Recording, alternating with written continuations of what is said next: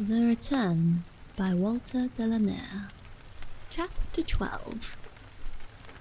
What's in a name? Laughed Herbert. But it really is a queer show-up of human oddity. A fellow comes in here searching, that's all.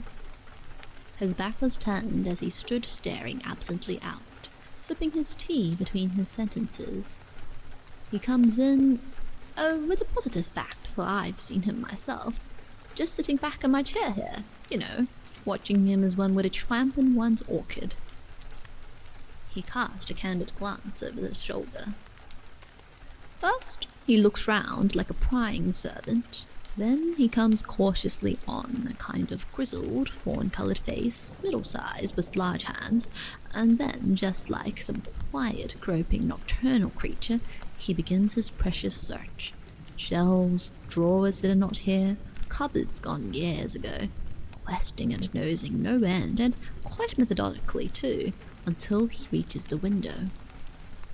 Then he stops, looks back, narrows his foxy lids, listens quite perceptibly, a kind of gingerish blur.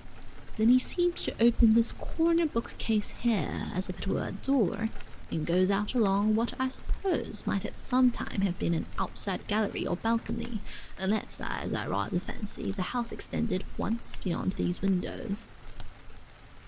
Anyhow, out he goes, quite deliberately, treading the air as lightly as Botticelli's angels, until, however far you lean out of the window, you can't follow him any further. And then, and this is the bit that takes one's fancy, when you have contentedly noddled down again to whatever you may have been doing when that wretch appeared, for us sitting in a cold sweat, with bolting eyes awaiting developments, just according to your school of thought or of nerves, the creature comes back, and with what looks uncommonly like a lighted candle in his hand.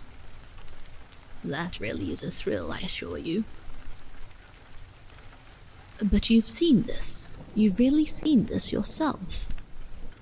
Oh yes, twice, replied Herbert cheerfully.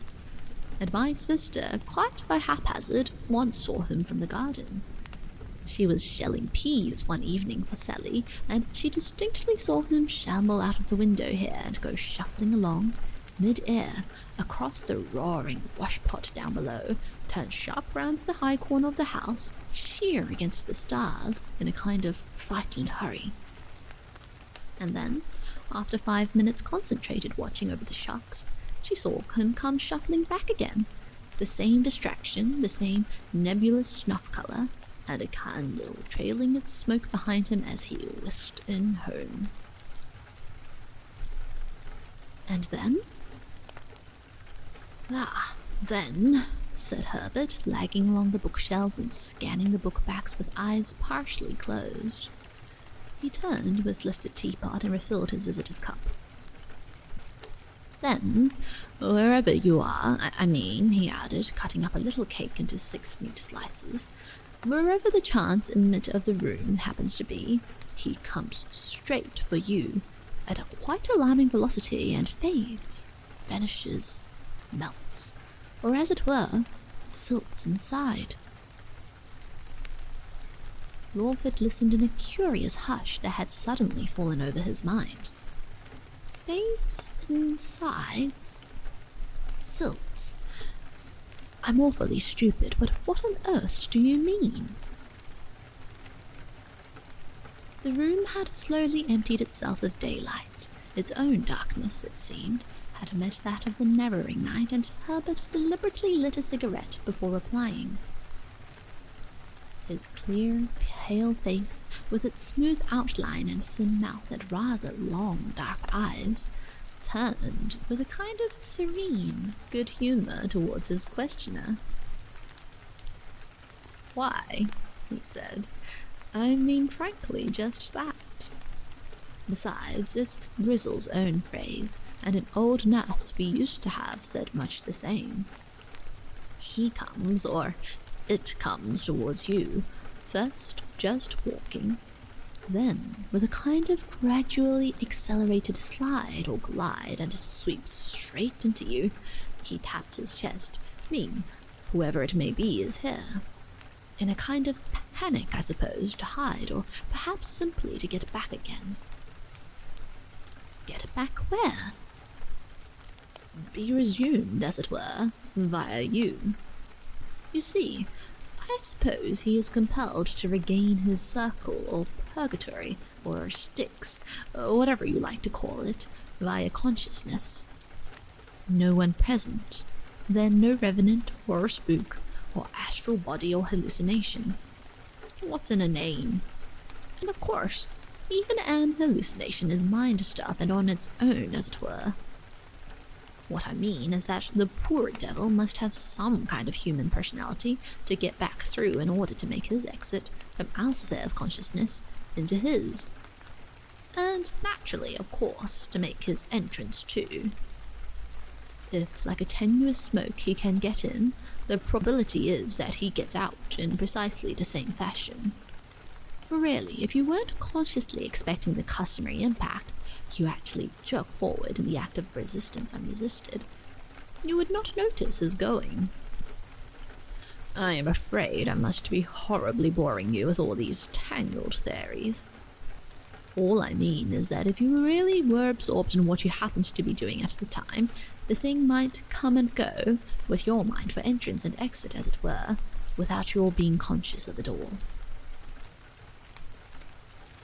There was a longish pause, in which Herbert slowly inhaled and softly breathed out his smoke.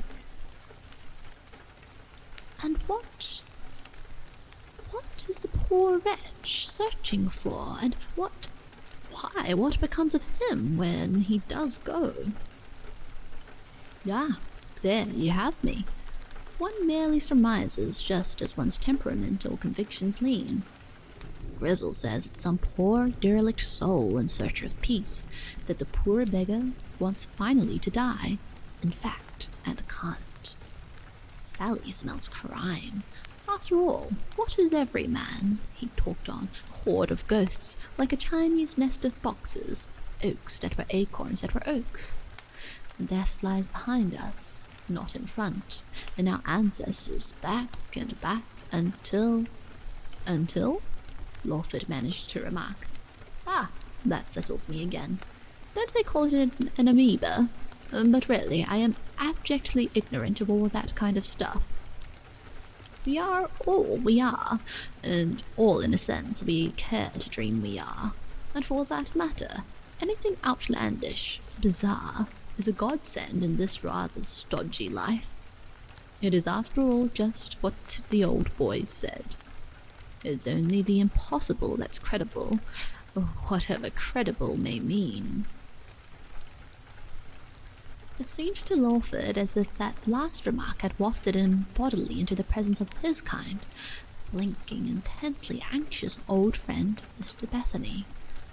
And what leagues asunder the two men were who had happened on much the same words to express their convictions. He drew his hand gropingly over his face, half rose, and again seated himself. Whatever it may be, he said, the whole thing reminds me, it is in a way so curiously like my own case. Herbert sat on, a little drawn up in his chair, quietly smoking. The crash of the falling water, after seeming to increase in volume with the fading of evening, had again died down in the darkness to a slow, multitudinous tumult as of countless inarticulate echoing voices. Bizarre, you said, God knows I am, but Herbert still remained obdurately silent. You remember, perhaps, Lawford faintly began again, our talk the other night? Oh, rather, replied the cordial voice out of the dusk. I suppose you thought I was insane? Insane? There was a genuinely amused astonishment in the echo. You were lucidity itself.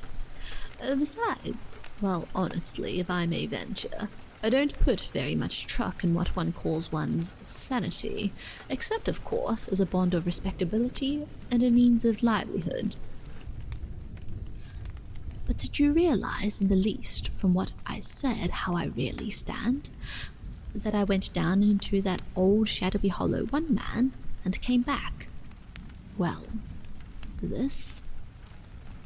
I gathered vaguely something like that. I thought at first it was merely an affectation, that what you said was an affectation, I mean, until, well, to be frank, it was the dis that so immensely interested me. Especially, he added, almost with a touch of gaiety, especially the last glimpse. But if it's really not a forbidding question, what precisely was the other? What precise manner of man, I mean, came down into Widdowstone? It is my face that has changed, Mr. Herbert. If you'll try to understand me, my face. What you see now is not what I really am, not what I was. Oh, it is all quite different. I know perfectly well how absurd it must sound, and you won't press me further, but that's the truth. That's what they have done for me. It seemed to Lawford as if a remote tiny shout of laughter had been suddenly caught back in the silence that had followed this confession. He peered in vain in the direction of his companion.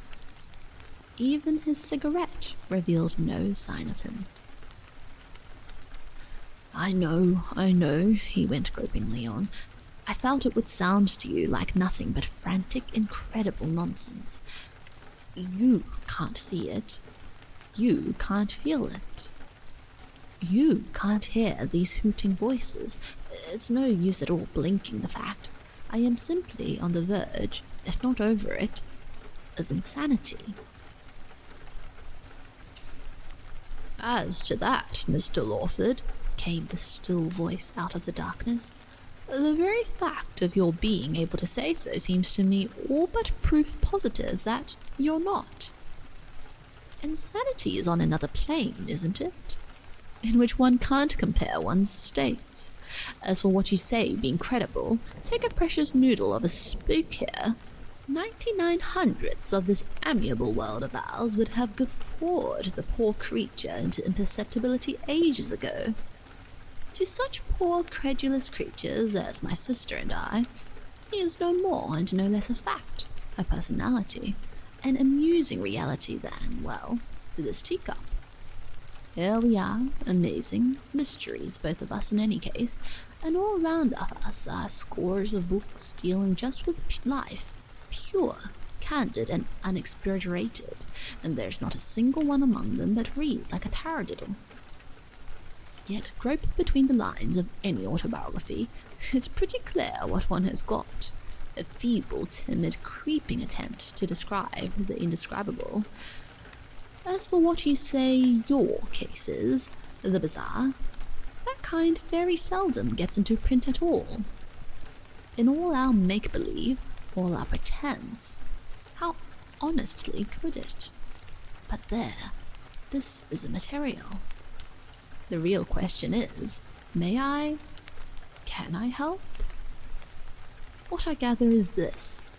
You just trundled down into Widdowstone all among the dead men, and, but one moment, I'll light up. A light flickered up in the dark. Shading it in his hand from the night air straying through the open window, Herbert lit the 2 candles that stood upon the little chimney piece behind Lawford's head. Then, sauntering over to the window again, almost as if with an affectation of nonchalance, he drew one of the shutters and shut down. I mean, on Sunday evening until you said goodbye. It was then that I caught in the moon a distinct glimpse of your face. This, said Lawford, with a sudden horrible sinking of the heart. Herbert nodded. The fact is, I have a print of it, he said. A print of it? A miserable little dingy engraving. Of this? Herbert nodded, with eyes fixed. Where? That's the nuisance. I searched high and low for it the instant I got home. For the moment it has been mislaid, but it must be somewhere in the house, and it will turn up all in good time. It's the frontispiece of one of the queer old hodgepodge of pamphlets, sewn up together by some amateur enthusiast in a marbled paper cover. Confessions, travels, trials, and so on. All 18th century, and all in French. And mine, said Lawford, gazing stonily across the candlelight. Herbert, from a head slightly stooping, gazed back in an almost bird-like fashion across the room at his visitor. Sabbathias, he said. Sabbathias? A really curious resemblance. Of course, I'm speaking only from memory, and perhaps it's not quite so vivid in this light, but still astonishingly clear. Lawford sat drawn up, staring at his companion's face in an intense and helpless silence. His mouth opened, but no words came. Of course, began Herbert again, I don't say there's anything in it, except the mere coincidence. He paused and glanced out of the open casement beside him. But there's just one obvious question. Do you happen to know of any strain of French blood in your family? Lawford shut his eyes. Even memory seemed to be forsaking him at last. No, he said after a long pause. There's a little Dutch, I think, on my mother's side, but no French. No Sabbathiah, then? Said Herbert, smiling. And then there's another question, this change. Is it really as complete as you suppose? Has it... Please just warn me off if I am in the least intruding. Has it been noticed? Lawford hesitated. Oh, yes, he said slowly. It has been noticed. My wife, a few friends. Do you mind this infernal clatter? Said Herbert, laying his fingers on the open casement. No, no. And you think... My dear fellow, I don't think anything. It's all the craziest conjecture. Stranger things even than this have happened. There are dozens here, in print. What are we human beings after all? Clay in the hands of the potter. Our bodies are merely an inheritance, packed tight and corded up. We have practically no control over their main functions. We can't even replace a little fingernail. And look at the faces of us. What atrocious mockeries most of them are of any kind of image. But we know our bodies change. Age, sickness, thought, passion, fatality. It proves they are amazingly plastic. And merely, even as a theory, it is not in the least untenable that by force of some violent convulsive effort from outside one's body might change. It answers with odd voluntariness to friend or foe, smile or snarl. As for what we call the laws of nature, they are pure assumptions today and may be nothing better than scrap iron tomorrow. Good heavens, Lawford, consider man's abysmal impudence. He smoked on in silence for a moment. You say you fell asleep down there? Lawford nodded. Herbert tapped his cigarette on the sill. Just following up our ludicrous conjecture, you know, he remarked musingly. It wasn't such a bad opportunity for the poor chap. But surely, said Lawford, speaking as it were out of a dream of candlelight and reverberating sound, and clearest darkness towards this strange, deliberate phantom with the unruffled clear-cut features. Surely then, in that case, he is here now? And yet, on my word of honor, though every friend I ever had in the world should deny it, I am the same. memory stretches back clear and sound to my childhood. I can see myself with extraordinary lucidity, how I think, my motives and all that, and in spite of these voices that I seem to hear, and this peculiar kind of longing to break away, as it were, just to press on, it is I myself that am speaking to you now out of this mask. Herbert glanced reflectively at his companion. You mustn't let me tire you, he said, but even on our theory it would not necessarily follow that you yourself would be much affected. It's true, this fellow ʟɪᴏᴏᴏ really was something of a personality. He had a rather unusual itch for life, for trying on and on to squeeze something out of experience that isn't there, and he never seemed too wary of a magnificent attempt to find in his fellow creatures, especially in the women he met, what even, if they have it, they cannot give. The little book I wanted to show you is partly autobiographical, and really does manage to set the fellow on his feet. Even there, he does absolutely take one's imagination.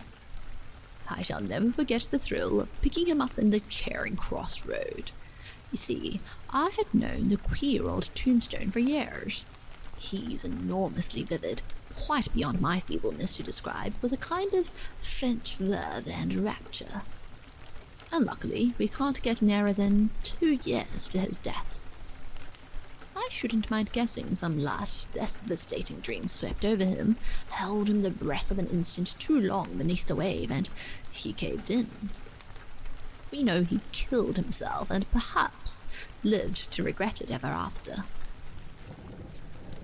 After all, what is this precious dying we talk so much about? Herbert continued after a while, his eyes restlessly wandering from shelf to shelf. You remember our talk in the churchyard? You all know that the body fades quick enough when its occupant is gone. Supposing even in the sleep of the living it lies very feebly guarded, and supposing in that state some infernally potent thing outside it, bordering disembodied, just happens on it, like some hungry sexton beetle on the carcass of a mouse. Supposing, I know it's the most outrageous theorizing, but supposing all these years of sun and dark, ʟɪᴏᴏ's emanation, or whatever you like to call it, horribly restless by some fatality, longing on and on just for life, or even for the face, the voice of some impossible she whom he couldn't get in this muddled world, simply loathing all else. Supposing he has been lingering in ambush down beside those poor old dusty bones that had poured out for him such marrowy hospitality. Oh, I know it. The dead do. And then, by a chance, one quiet autumn evening, a veritable godsend of a little Miss Muffet comes wandering down under the shade of his immortal cypresses, half sleep, fagged out, depressed in mind and body, perhaps. Imagine yourself in his place, and he in yours. Herbert stood up in his eagerness, his sleek hair shining. The one clinching chance of a sanctuary. Wouldn't you have made a fight for it? Wouldn't you have risked the raid?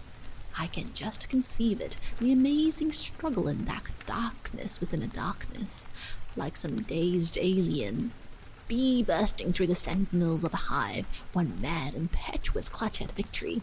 Then, the appalling stirring on the other side, the groping back to a house dismantled, rearranged, not, mind you, disorganized or disintegrated. He broke off with a smile, as if of apology for his long, fantastic harangue. Lawford sat listening, his eyes fixed on Herbert's colourless face. There was not a sound else, it seemed, than that slightly drawling, scrupulous voice, poking its way amid a maze of enticing, baffling thoughts. Herbert turned away with a shrug. "It's tempting stuff," he said, choosing another cigarette. "But anyhow, the poor beggar failed." "Failed? Why, surely, if he had succeeded, I should not now be talking to a mere imperfect simulacrum to the outward illusion of a passing likeness to the man, but to ̟ɪβᴏᴏ himself." His eyes moved slowly round, and dwelt for a moment with a dark, quiet scrutiny on his visitor.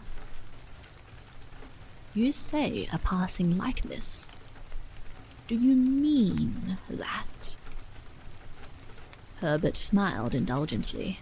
"If one can mean what is purely a speculation. I am only trying to look at the thing dispassionately, you see. We are so much the slaves of mere repetition. Here is life, yours and mine, a kind of plenum in vacuo. It is only when we begin to play the eavesdropper, when something goes askew, when one of the sentries on the frontier of the unexpected shouts a hoarse "Que vive!" it is only then we begin to question, to prick our aldermen and pinch the calves of our kings. Why, who is there can answer to anybody's but his own satisfaction just that one fundamental question? Are we the prisoners, the slaves, the inheritors, the creatures, or the creators of our bodies? Fallen angels or horrific dust?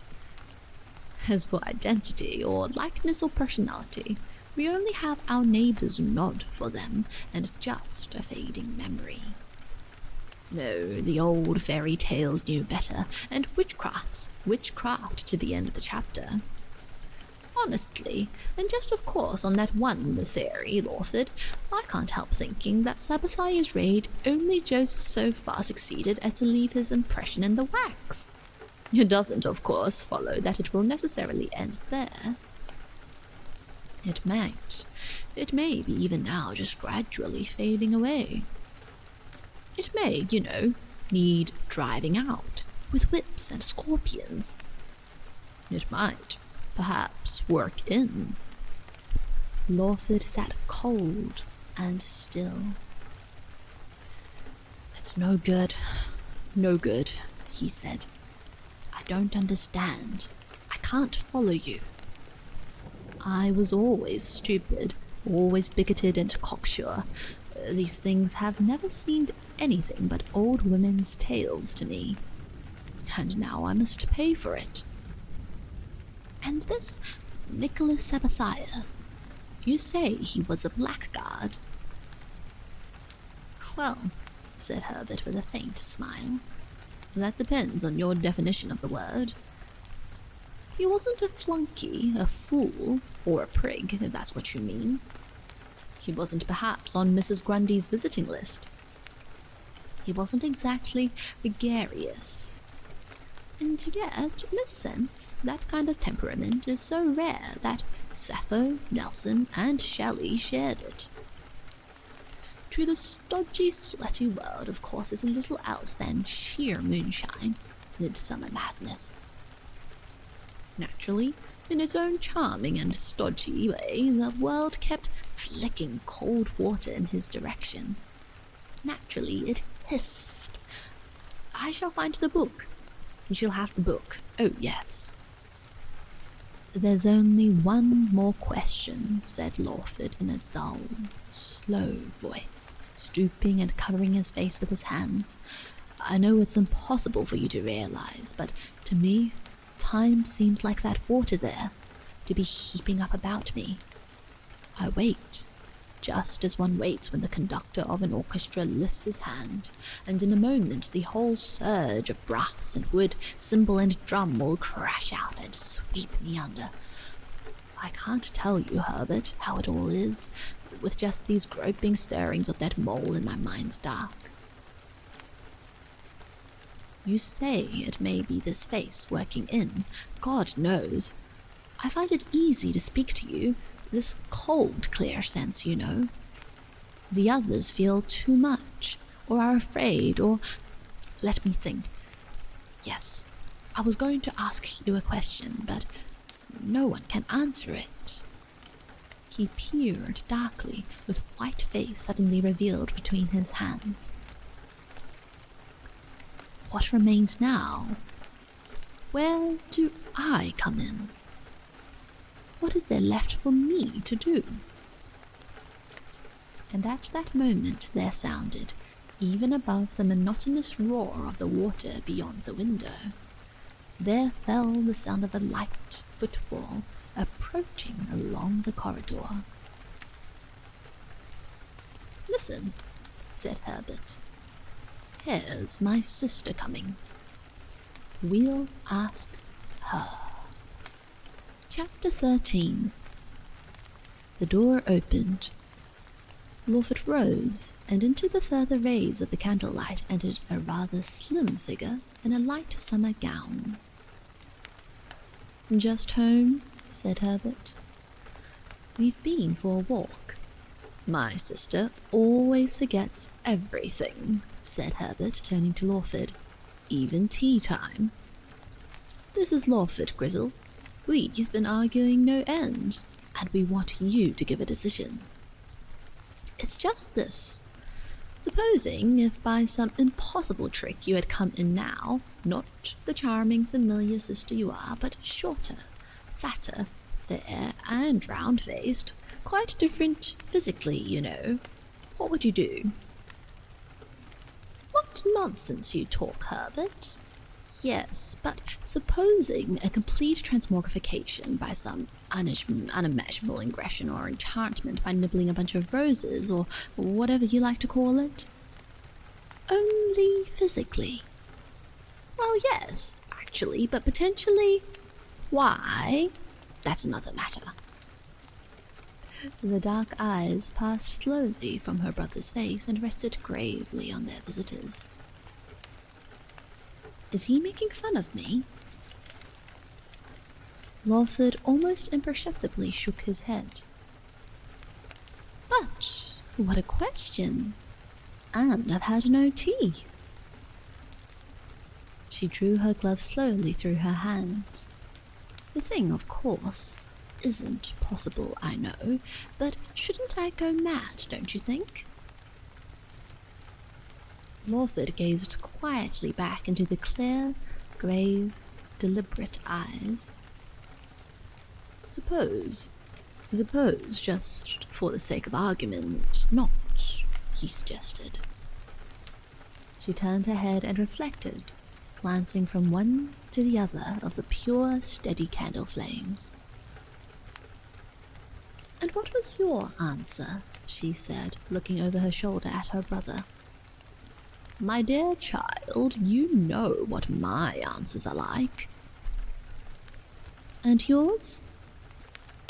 Lawford took a deep breath, gazing mutely, forlornly into the lovely, untroubled peace of her eyes, and without the least warning, tears swept up into his own.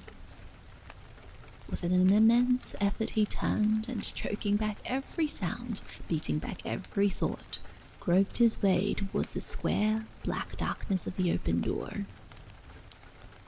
I must think, he managed to whisper, lifting his hand and steadying himself. He caught over his shoulder the glimpse of a curiously distorted vision, a lifted candle, and a still face gazing after him with infinitely grieved eyes, then found himself groping and stumbling down the steep, uneven staircase into the darkness of the queer old wooden and hushed and lonely house. The night air cold on his face calmed his mind. He turned and held out his hand. You come again? Herbert was saying, with a hint of anxiety, even of apology in his voice. Lawford nodded, with eyes fixed blankly on the candle, and turning once more, made his way slowly down the narrow green-bordered path upon which the stars reigned, a scattered light so feeble it seemed but as a haze that blurred the darkness. He pushed open the little wicket, and turned his face towards the soundless, leaf-crowned hill. He had advanced hardly a score of steps in the thick dust, when almost, as if its very silence had struck upon his ear, he remembered the black broken grave with its sightless heads that lay beyond the leaves. And fear, vast and menacing, fear such as only children know, broke like a sea of darkness on his heart. He stopped dead, cold, helpless, trembling. And in the silence, he heard a faint cry behind him and light footsteps pursuing him. He turned again. In the thick, close gloom beneath the enormous elm boughs, the grey eyes shone clearly visible in the face upturned to him. "My brother," she began breathlessly, "the little French book, it was I who mislaid it." The set, stricken face listened unmoved. "You are ill. Come back. I am afraid you are very ill." "It's not that, ʟɪᴏᴏᴏ muttered. "Don't leave me. I am alone. Don't question me," he said strangely, looking down into her face, clutching her hand. "Only understand that I can't go on." He swept a lean arm towards the unseen churchyard. "I am afraid." The cold hand clasped his closer. "Hush! Don't speak. Come back. Come back. I am with you, a friend, you see. Come back." Lawford clutched her hand as a blind man in sudden peril might clutch the hand of a child. He saw nothing clearly, spoke almost without understanding his words. "Oh, but it must," he said. "I must go on. You see, why? Everything depends on struggling through the future. But if only you knew. There." Again his arms swept out, and the lean, terrified face turned shuddering from the dark. "I do know, believe me. Believe me. I can guess. See, I am coming with you. We will go together. As if I did not know what it is to be afraid. Oh, believe me, no one is near. We go on, and see. It gradually lightens. How thankful I am I came." She had turned, and they were steadily ascending as if pushing their way, battling on through some obstacle of the mind, rather than some of the senses beneath the star-powdered callous vault of the night. And it seemed to Lawford as if, as they pressed on together, some obscure, detestable presence as slowly, as doggedly had drawn, worsted aside. He could see again the peaceful outspread branches of the trees, the lich gate standing in clear-cut silhouette against the liquid dusk of the sky. A strange calm stole over his mind. The very meaning and memory of his fear faded out and vanished, and they passed the away clouds of a storm that leave a purer, serener sky. A strange calm stole over his mind. The very meaning and memory of his fear faded out and vanished, as they passed away clouds of a storm that leave a purer, serener sky. They stopped and stood together on the brow of the little hill, and Lawford, still trembling from head to foot, looked back across the hushed and lightless countryside. "It's all gone now," he said wearily, "and now there's nothing left. You see, I cannot even ask your forgiveness, and a stranger." "Please, don't say that unless a pilgrim too. I think, surely, you must own we did have the best of it that time. Yes, and I don't care who may be listening, but we did win through. What can I say? How shall I explain? How shall I make you understand? The clear grey eyes showed not the faintest perturbation. But I do indeed, in part. I do understand ever so faintly. And now I will come back with you. They paused in the darkness face to face, the silence of the sky, arched in its vastness above the little hill, the only witness of their triumph. She turned unquestioningly, and laughing softly, almost as children do, the stalking shadows of a twilight wood behind them, they trod in silence back to the house. They said goodbye at the gate, and Lawford started once more for home. He walked slowly, conscious of an almost intolerable weariness, as if his strength had suddenly been wrested away from him. And at some distance beyond the top of the hill, he sat down on the bank beside a nettled ditch, and with his book pressed down upon the wayside grass, struck a match, and holding it low in the scented, windless air, turned slowly the cockled leaf. Few of them were alike, except for the dinginess of the print and the sinister smudge of the portraits. All were sewn roughly together into a mould-stained marbled cover. He lit a second match, and as he did so, glanced as if inquiringly over his shoulder. And a score or so of pages before the end, he came at last upon the name he was seeking, and turned the page.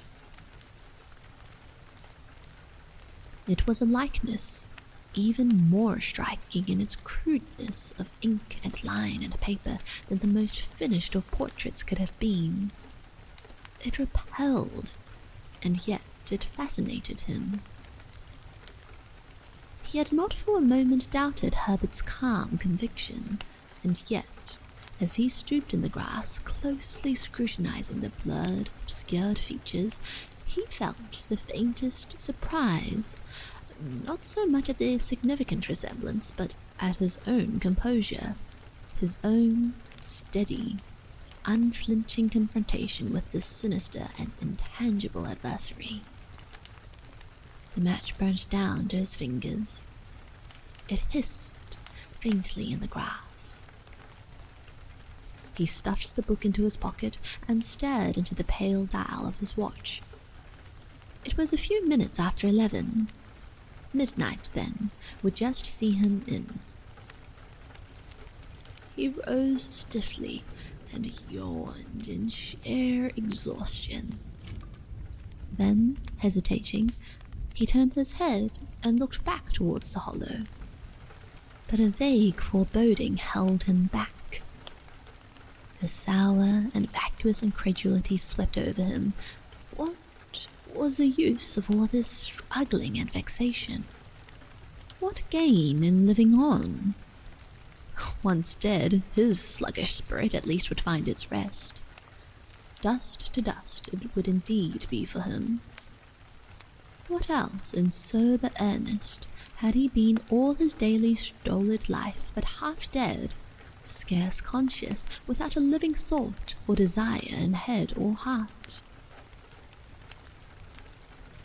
And while he was still gloomily debating within himself, he had turned towards home, and soon was walking in a kind of reverie, even his extreme tiredness in part forgotten, and only a faraway dogged recollection in his mind that, in spite of shame, in spite of all his miserable weakness, the words had been uttered once for all, and in all sincerity.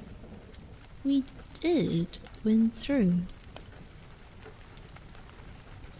Yet a desolate and odd air of strangeness seemed to drape his unlighted house as he stood looking up in a kind of furtive communion with its windows.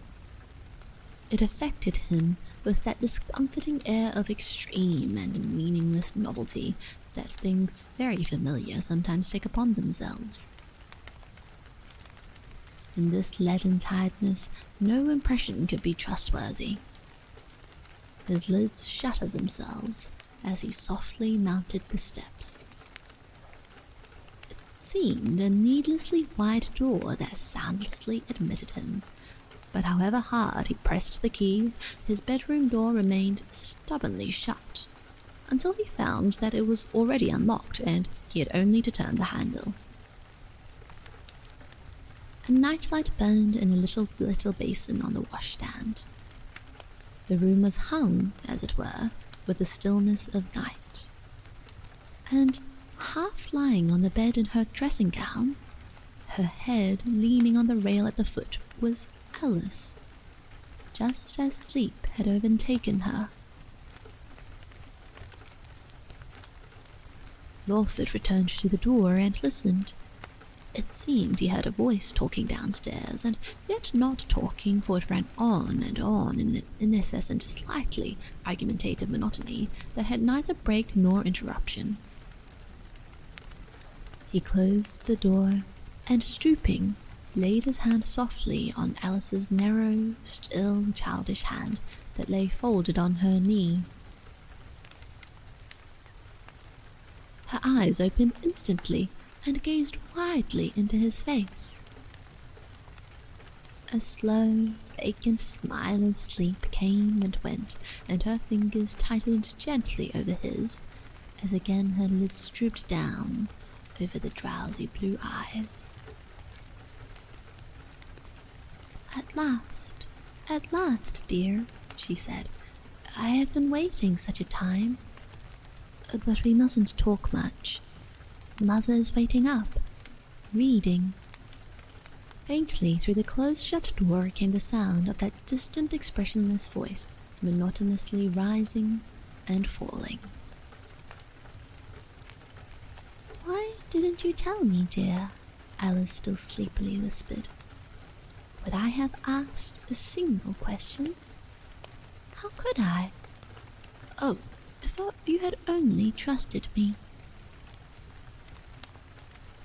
"But the change, Alice, you must have seen that. You spoke to me. You did think I was only a stranger, and even when you knew, it was only fear on your face, dearest, and aversion, and you turned to your mother first. Don't think, Alice, that I am, God only knows, I'm not complaining, but truth is best, whatever it is. I do feel that. You mustn't be afraid of hurting me, my dear." Her very hands seemed to quicken in his as now, with sleep quite gone, the fret of memory returned, and she must reassure both herself and him. "But you see, dear, Mother had told me that you... Besides, I did know you at once, really. Quite inside, deep down. I know I was perplexed. I didn't understand, but that was all. Why, even when you came up in the dark and we talked, if only you knew how miserable I had been. Though I knew even then there was something different. Still, I was not a bit afraid. Was I?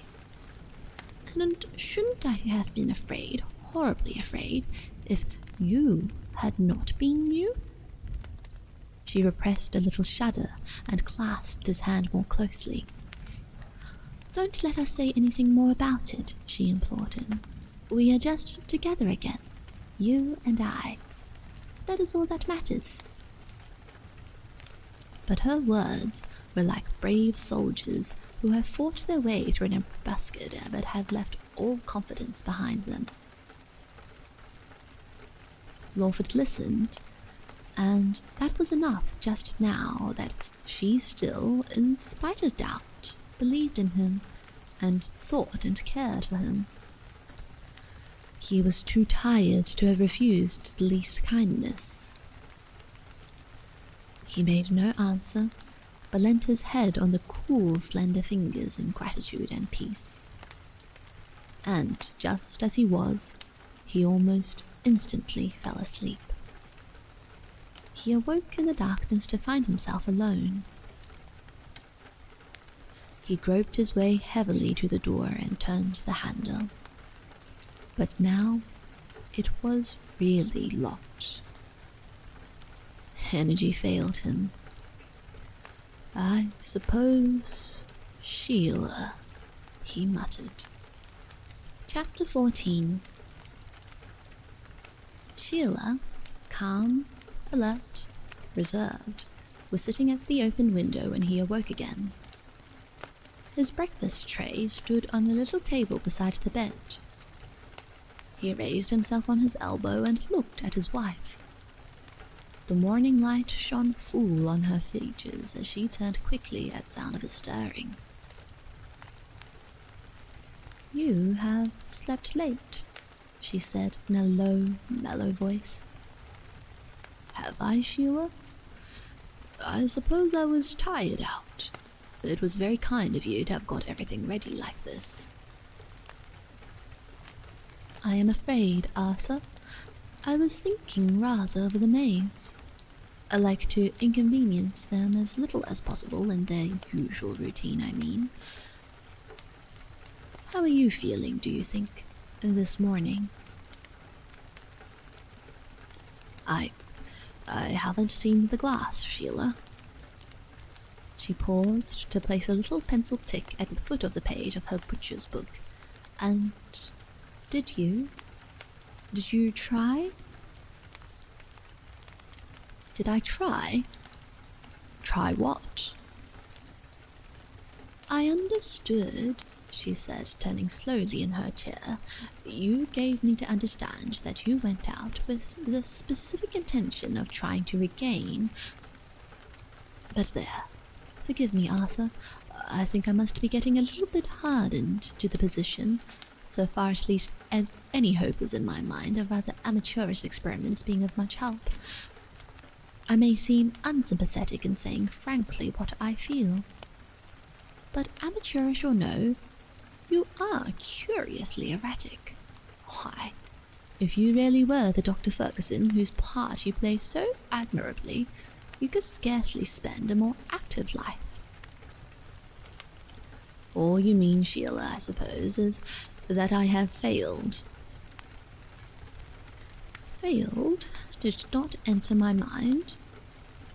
I thought, looking at you just now in your clothes on the bed, one might for the moment be deceived into thinking that there was quite the slightest improvement. There was not quite that," she hovered for the right word, "that tenseness. Whether you desired any such change or didn't, I should have supposed in any case it would have been better to act as far as possible like any ordinary person. You were certainly in an extraordinarily sound sleep. I was almost alarmed, until I remembered that it was a little after 2 when I looked up from reading aloud to keep myself awake, and discovered that you had only just come home. I had no fire. You know how easily late hours bring on my headaches. A little thought might possibly have suggested that I should be anxious to hear. But no. It seems I cannot profit by experience, Arthur, and even now you have not answered surely a very natural question. You do not recollect, perhaps, exactly what did happen last night? Did you go in the direction even of Widderstone?" "Yes, Sheila, I went to Widderstone." It was, of course, absurd to suppose that sitting on a seat beside the broken-down grave of a suicide would have the slightest effect on one's physical condition, though possibly it might affect one's brain. It would mine, I am at least certain of that. It was your own prescription, however, and it merely occurs to me to inquire whether the actual experience has not brought you round to my own opinion." "Yes, I think it has," Lawford answered calmly, "but I don't quite see what suicide has got to do with it unless... You know Widderstone, then, Sheila?" "I drove there last Saturday afternoon." "For prayer or praise?" Although Lawford had not actually raised his head, he became rather conscious of the wonderfully adjusted mass of hair than of the pained dignity in the face that was now closely regarding him. "I went," came the rigidly controlled retort, "simply to test an inconceivable story." "And returned?" "Convinced, Arthur, of its inconceivability. But if you would kindly inform me what precise formula you followed at Widderstone last night, I would tell you why I think the explanation, or rather your first account of the matter, is not an explanation of the facts." Lawford shot a rather dog-like glance over his toast. "Downton," he said. "Candidly, Arthur, Mr. Downton doubts the whole story. Your very conduct, well, it would serve no useful purpose to go into that. Candidly, on the other hand, Mr. Downton did make some extremely helpful suggestions, basing them, of course, on the truth of your account. He has seen a good deal of life, and certainly very mysterious things do occur to quite innocent and well-meaning people without even the faintest shadow of warning, and as Mr. Bethany himself said, evil birds do come home to roost, and often out of the clear sky, as it were. But there, every fresh solution that occurs to me only makes the thing more preposterous, more, I was going to say, disreputable. I mean, of course, to the outside world. And we have our duties to perform to them too, I suppose. Why, what can we say? What plausible account of ourselves have we? We shall never be able to look anybody in the face again. I am compelled to believe that God has been pleased to make this precise visitation upon us, an eye for an eye, I suppose, somewhere. And to that conviction I shall hold until actual circumstances convince me that it's false. What, however, and this is all that I have to say now, what I cannot understand are your amazing indiscretions. Do you understand your own, Sheila?" "My indiscretions, Arthur?" "Well," said Lawford, "wasn't it indiscreet, don't you think, to risk divine retribution by marrying me? Shouldn't you have inquired? Wasn't it indiscreet to allow me to remain here in my visitation? Wasn't it indiscreet to risk the moral stigma this unhappy face of mine must cast on its surroundings? I am not sure whether such a change as this constitutes cruelty. What is the use of fretting and babbling on like this? Am I to understand, then, that you refuse positively to discuss this horrible business any more? You are doing your best to drive me away, Arthur. You must see that. Will you be very disappointed if I refuse to go?" Lawford rose from the bed. "Listen, just this once," he said, seating himself in the corner of the dressing table. "Imagine all this, whatever you like to call it, obliterated. Take this," he nodded towards a glass, entirely for itself, on its own merits as it were. "Let the dead past bury its dead. Which now, precisely? Really? Do you prefer him?" He jerked his head in the direction of the dispassionate, useful picture on the wall. "Him? Or me?" He was so close to her now that he could see the faintest tremor on the face that had suddenly become ill and grey and still in the thin clear sunshine. I own it, he went on slowly.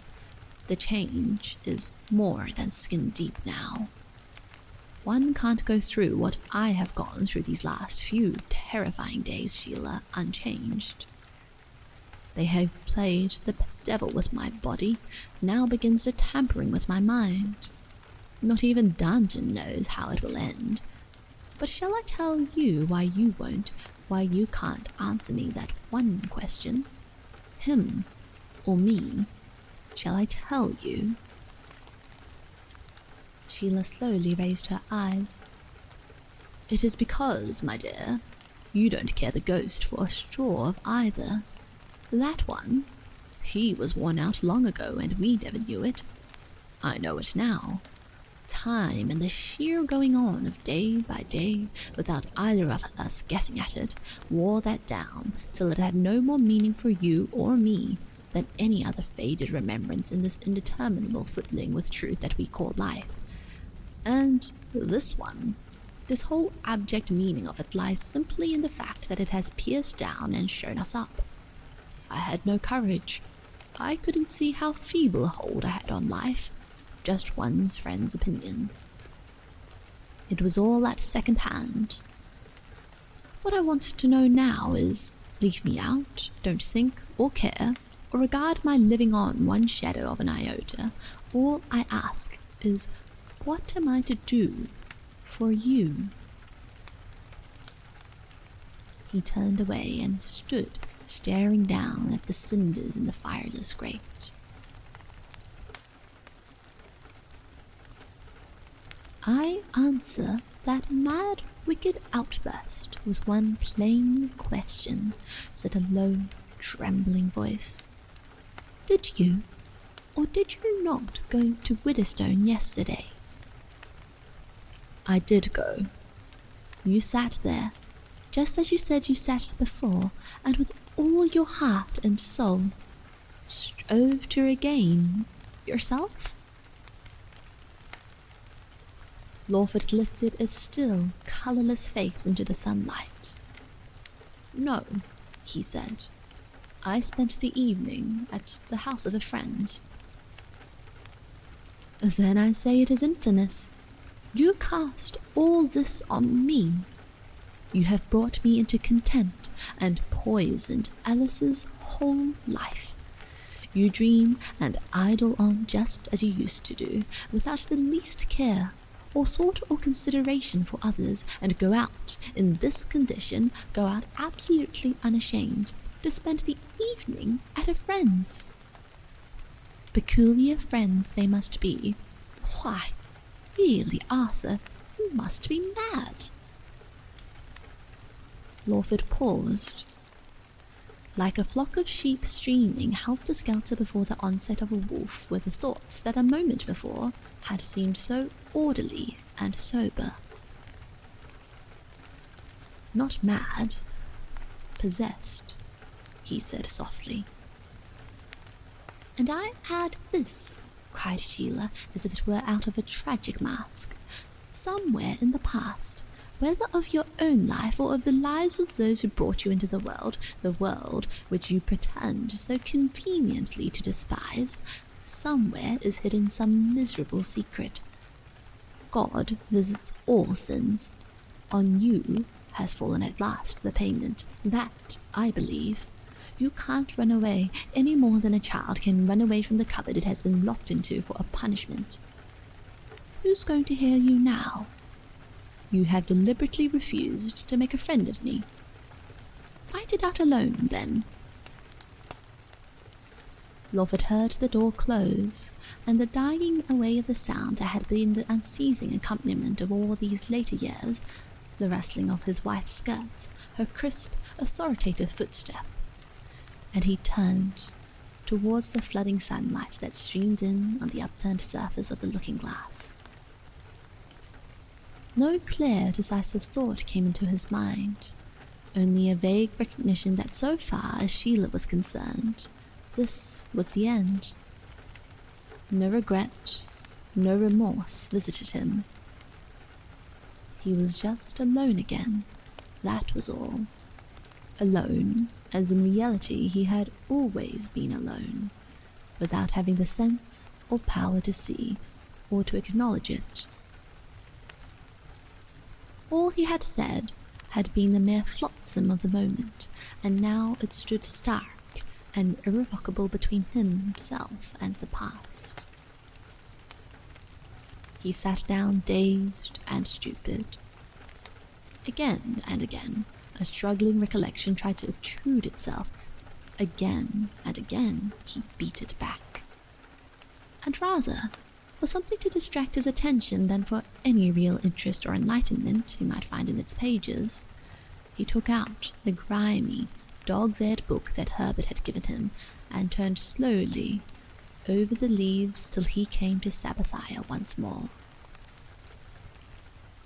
Snatches of remembrance of their long talk returned to him, but just as that dark, water-haunted house had seemed to banish remembrance and the reality of the room in which he now sat, and of the old familiar life, so now the house, the faces of yesterday seemed in their turn unreal, almost spectral, and a thick print on the smudgy page no more significant than a story one reads and throws away.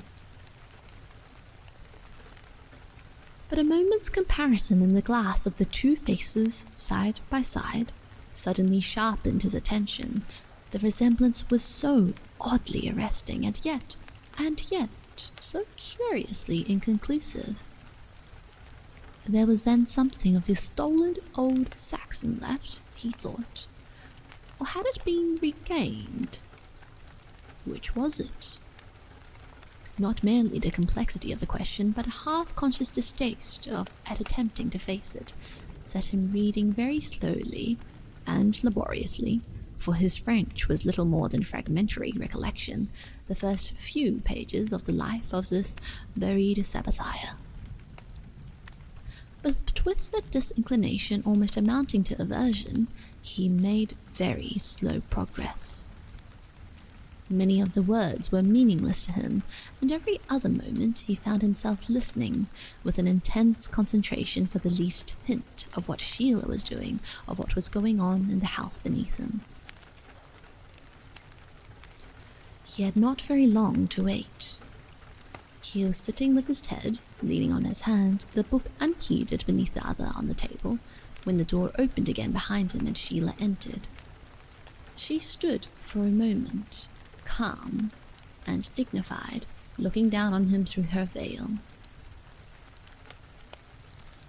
Please understand, Arthur, that I am not taking this step in pique or even in anger. It would serve no purpose to go on like this incessant heedlessness and recrimination. There have been mistakes, misconceptions perhaps on both sides. To me, naturally, yours are most conspicuous. That need not, however, blind me to my own. She paused in vain for an answer. Think the whole thing over candidly. And quietly she began again in a quiet, rapid voice. Have you really shown the slightest regard, I won't say for me, or even for Alice, but for just the obvious difficulties and proprieties of our position? I have given up as far as I can brooding on and on over the same horrible, impossible thoughts. I withdraw unreservedly what I said just now about punishment. Whatever the evidence, it is not even a wife's place to judge like that. You will forgive me that. Lawford did not turn his head. Of course, he said, looking rather vacantly out of the window. It was only in the heat of the moment, Sheila. Though, who knows, it may be true. Well, she took hold of the great brass knob at the foot of the bed with one gloved hand. Well, I feel it is my duty to withdraw it. Apart from it, I see only too clearly that even though all that has happened in these last few days was in reality nothing but a horrible nightmare, I see that even then what you have said about our married life together can never be recalled. You have told me quite deliberately that for years past your life has been nothing but a pretense, a sham. You implied that mine had been too. Honestly, I was not aware of it, Arthur, but supposing all that has happened to you had been merely what might happen at a moment to anybody, some actual defacement, you'll forgive me suggesting such a horrible thing. Why, if what you say is true, even in that case my sympathy would have been only a continual fret and annoyance to you, and this change, I own, is infinitely harder to bear. It would be an outrage on common sense and all that we hold seemly, and and sacred in life, even in some trumpery story. You do. You must see all that, Arthur? Oh yes, said ʟɪᴏᴏᴏ, narrowing his eyes to pierce through the sunlight. I see all that. Then we need not go over it all again. Whatever others may say or think, I shall still, at least so long as nothing occurs to the contrary, keep firmly to my present convictions. Mr. Bethany has assured me repeatedly that he has no misgivings, that he understands. And even if I still doubt it, which I don't, Arthur, though it would be rather trying to have to accept one's husband at second hand, as it were, I should have to be satisfied.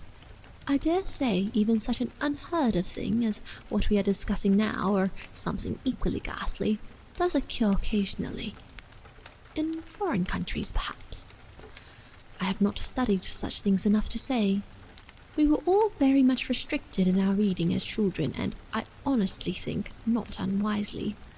It is enough for the present to repeat that I do believe, and that whatever may happen, and I know absolutely nothing about the procedure in such cases, but whatever may happen, I shall still be loyal. I shall always have your interests at heart. Her words faltered, and she turned her head away. You did love me once, Arthur. I can't forget that. The contralto voice trembled over ever so little, and the gloved hand smoothed gently the brass knob underneath. If, said ʟɪᴏᴏ, resting his face on his hands and curiously watching the while his moving reflection in the looking-glass before him, if I said I still loved you, what then? But you have already denied it, Arthur. Yes, but if I said that too was said only in haste, that brooding over the troubles this metamorphosis was bringing on us all had driven me almost beyond endurance, supposing that I withdrew all that, and instead said now that I do still love you, just as I... He turned a little, and turned back again. Like this. Sheila paused. Could any woman answer such a question? She almost sighed at last. Yes, but, ʟɪᴏᴏ pressed on in a voice almost naive and stubborn as a child's, if I tried to make you... I did once, Sheila. I can't conceive such a position. Surely that alone is almost as frantic as it is heartless. Is it? Is it even right? Well, I have not actually asked it. I own, he added moodily, almost under his breath, it would be dangerous. But there, Sheila, this poor old mask of mine is wearing out. I am somehow convinced of that. What will be left, God only knows. You were saying, he rose abruptly. Please sit down, he said. I did not notice you were standing. I shall not keep you a moment, she answered hurriedly. I will sit here. The truth is, Arthur, she began again almost solemnly, apart from all sentiment and good intentions, my presence here only harasses you and keeps you back. I am not so bound up in myself that I cannot realize that. The consequence is that after calmly, and I hope considerately, thinking the whole thing over, I have come to the conclusion that it would arouse very little comment, the least possible perhaps in the circumstances, if I just went away for a few days. You are not in any sense ill. In fact, I have never known you so robust, so energetic. You will be alone. Mr. Bethany, perhaps you could go out and come in just as you pleased. Possibly. Sheila smiled frankly beneath her veil. Even this Dr. Fergusson you have invented will be a help. It's only the servants that remain to be considered. I should prefer to be quite alone. Then do not worry about them. I can easily explain. And if you would not mind letting her in, Mrs. Gull can come in every other day or so, just to keep things in order. She's entirely trustworthy and discreet. Or perhaps if you would prefer, Mrs. Gull will do nicely, Sheila. It's very good of you to have given me so much thought. A long and rather arduous pause followed. Oh, one other thing, Arthur. You sent out to Mr. Critchett, do you remember, the night you first came home? I think, too, after the first awful shock, when we were sitting in our bedroom, you actually referred to violent measures. You will promise me I may perhaps at least ask you that. You will promise me on your word of honour, for Alice's sake if not for mine, to do nothing rash. Yes, said Thorford, sinking lower even than he had supposed possible into the thin and lightless chill of ennui. Nothing rash. Sheila rose with a sigh only in part suppressed. I have not seen Mr. Bethany again. I think, however, it would be better to let Harry know, dear, of your derangement. After all, he is one of the family, at least of mine. He will not interfere. He would perhaps quite naturally be hurt if we did not take him into our confidence. Otherwise, there is no pressing cause for haste, at least for another week or so. After that, I suppose something will have to be done. Then there's Mr. Wedderburn. Wouldn't it be as well to let him know that at least for the present you are quite unable to think of returning to town? That, too, in time will have to be arranged, I suppose, if nothing happens meanwhile. I mean, if things don't come right. And I do hope, Arthur, you will not set your mind too closely on what may only prove false hopes. This is all intensely painful to me, of course, to us both. Again, Lawford, even though he did not turn to confront it, because conscious of the black veil, turned towards him tentatively, speculatively, impenetrably. Yes, he said, I'll write to Wedderburn. He's had his ups and downs, too. I always rather fancied so, said Sheila reflectively. He looks rather a restless man. Oh, and then again, she broke off quickly, there's a question of money. I suppose it is only a conjecture. I suppose it would be better to do nothing in that direction, just for the present. Ada has now gone to the bank. £50, Arthur. It is out of my own private account. Do you think that will be enough, just, of course, for your present needs? As a bribe, hush money, or thank you offering, Sheila, murmured her husband warily. I don't follow you, replied the discreet voice from beneath the veil. He did actually turn this time and glance steadily over his shoulder. How long are you going for? And where? I propose to go to my cousin's, Betty Lavat's, that is, of course, if you have no objection. It's near, it would be a long-deferred visit, and she need know very little. And of course, if for the least thing in the world you should want me, there I am within call, as it were. And you will write. We are actually for the best, Arthur. So long as it is your best, Sheila. Sheila pondered. You mean they'll all say I ought to have stayed? Candidly, I can't see it in that light. Surely every experience of life proves that in intimate domestic matters, and especially in those between husband and wife, only the parties concerned have any means of judging what is best for them. It has been our experience at any rate, though I must in fairness confess that outwardly at least, I haven't had much of that kind of thing to complain of. Sheila paused again for a reply. What kind of thing? Domestic experience, dear. The house was quiet. There was not a sound stirring in the still sunny road of orchids and discreet and drowsy villas. A long silence followed, immensely active and alert on the one side, almost morbidly lethargic so far as the stooping figure in front of the looking-glass was concerned. At last, the last haunting question came in a kind of croak, as if only by a supreme effort could it be compelled to produce itself in consideration. And Alice, Sheila?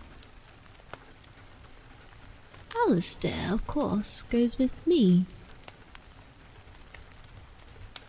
You realize, he stirred uneasily, you realize it may be final. My dear Arthur, cried Sheila, it is surely, apart from mere delicacy, a parental obligation to screen the poor child from the shock. Could she be at such a time in any better keeping than her mother's? At present she only vaguely guesses, to know definitely that her father, infinitely worse in death, had... Oh, is it possible to realize anything in this awful cloud? It would kill her outright. Lawford made no stir. The quietest of raps came at the door. The money from the bank, ma'am, came Eff's faint voice. Sheila opened carefully the door a few inches. She laid the blue envelope on the dressing table at her husband's elbow. You had better perhaps count it, she said in a low voice. 40 in notes, the rest in gold, and narrowed her eyes beneath her veil upon her husband's very peculiar method of forgetting his responsibilities. French, she said with a nod. How very quaint. Lawford's eyes fell and rested gravely on the dingy page of Herbert's mean-looking bundle of print. A queer feeling of cold crept over him. Yes, he said vaguely. French. And hopelessly failed to fill in the silence that seemed like rather sleek, nocturnal creature quietly waiting to be fed. Sheila swept softly towards the door. Well, Arthur, I think that is all. The servants will have gone by this evening. I have ordered a carriage for 12:30. Perhaps you would first write down anything that occurs to you to be necessary? Perhaps, too, it would be better if Dr. Simon were told that we shall not need him any more, that you are thinking of a complete change of scene, a voyage. He is obviously useless. Besides, Mr. Bethany, I think, is going to discuss a specialist with you. I have written him a little note, just briefly explaining. Shall I write to Dr. Simon, too? You remember everything, said Lawford, and it seemed to him it was a remark he had heard ages and ages ago. It's only this money, Sheila. Will you please take that away? Take it away? I think, Sheila, if I do take a voyage, I should almost prefer to work my passage. As for a mere change of scene, that's quite uncostly. It is only your face, Arthur, said Sheila solemnly, that suggests these wicked stabs. Some day you will perhaps repent of every one. It is possible, Sheila. We none of us stand still, you know. One rips open a lid sometimes, and the wax face rots before one's eyes. Take back your blue envelope, and thank you for thinking of me. It's always the woman of the house that has the head. I wish, said Sheila almost pathetically, and yet with a faint quaver of resignation. I wish it could be said that the man of the house sometimes has the heart. think it over, Arthur."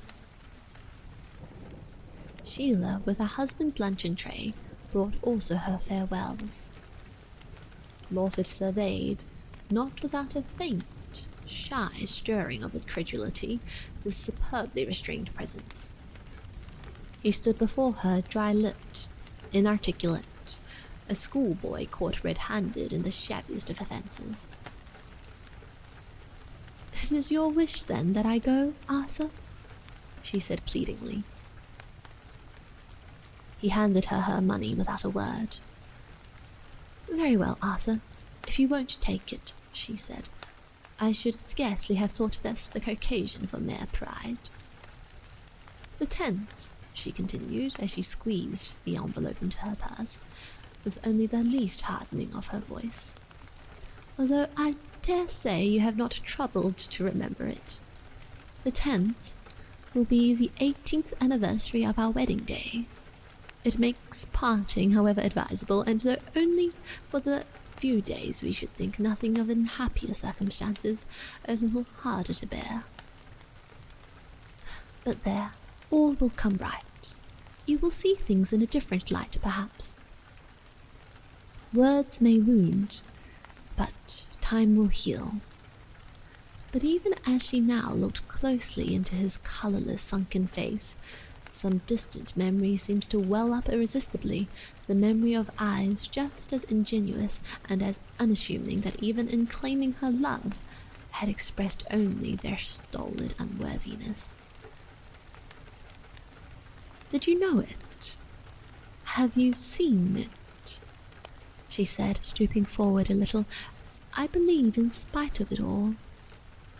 He gazed on solemnly, almost owlishly out of his fading mask. "Wait till Mr. Bethany tells you. You will believe it, perhaps, from him." He saw the grey-gloved hand a little reluctantly lifted towards him. "Goodbye, Sheila," he said, and turned mechanically back to the window. She hesitated, listening to a small, faraway voice that kept urging her, with an almost frog-like pertinacity to say something, and yet as stubbornly would not say what. And she was gone.